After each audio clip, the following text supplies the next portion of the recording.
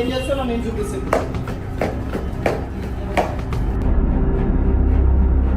శివ శివ ఆగు, శివ శివ ఆగు. బయటికి ఇప్పుడు బాల్కనీలోకి రారు. దా బాల్కనీకి రా. నేను ఏం చేయాలో అది చేసి నేను చూపిస్తా. దా బాల్కనీ వద్దురా పలగొట్ట. నీ ఎంబడి ఆయన ఉన్నాడు కదా, ఆయన కూడా తీసుకుంటా. దాని బాల్కనీలో